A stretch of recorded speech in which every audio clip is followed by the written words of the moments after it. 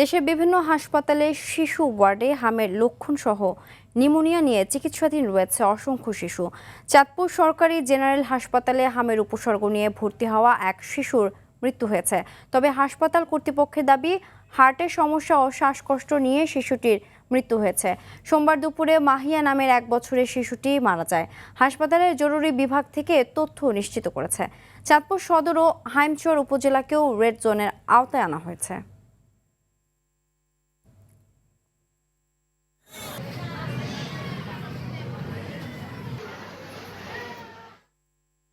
হাম প্রাদুর্ভাব নিয়ে আরও জানাতে চাঁদপুর থেকে সরাসরি যুক্ত হচ্ছেন সহকর্মী শরীফ চৌধুরী।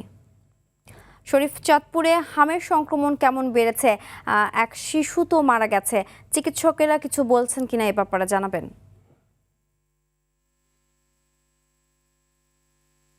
কিন্তু আপনি যেমনটি বলছিলেন, আসলে চাঁদপুরও হামের রোগীর সংখ্যা দিন দিন বৃদ্ধি পাচ্ছে। আহ, গতকাল দুপুরের পরে চাঁদপুরে এক শিশু মারা গিয়েছে, নিউমোনিয়ার কারণে মারা গিয়েছে। হামের কারণে তবে ডাক্তাররা বলছে যে শ্বাসকষ্টে মারা গেছে। তবে জিনিসটা অভিভাবকরা বলছেন নিউমোনিয়ার উপসর্গ নিয়ে তাকে হাসপাতালে ভর্তি করা হয়েছিল, যদিও তাকে অবস্থা অবনতির কারণে তাকে রেফার করা হয়েছে যে পথের মধ্যে মারা যায়। তো এই নিয়ে চাঁদপুরে সদর হাসপাতালে কোনো রোগী না মারা গেলেও চাঁদপুরে হামের উপসর্গ নিয়ে 4 জনের মৃত্যু হয়েছে এই পর্যন্ত। তবে এখন পর্যন্ত চাঁদপুরে আমি খবর নিয়েছি যে চাঁদপুরে 1.5 শতাধিক শিশু ওয়ার্ডে ভর্তি হয়েছে বিভিন্ন হাম এবং নিউমোনিয়া সহ বিভিন্ন উপসর্গ নিয়ে। তার মধ্যে আইসোলেশনে, অর্থাৎ হামের উপসর্গ নিয়ে আইসোলেশনে 20 জন শিশু চিকিৎসা নিচ্ছে। এছাড়াও বিভিন্ন স্থানে হামের বেশ কয়েকজন শিশু, মানে 1.5 শতাধিক শিশুই চাঁদপুর সদর হাসপাতালে ভর্তি রয়েছে।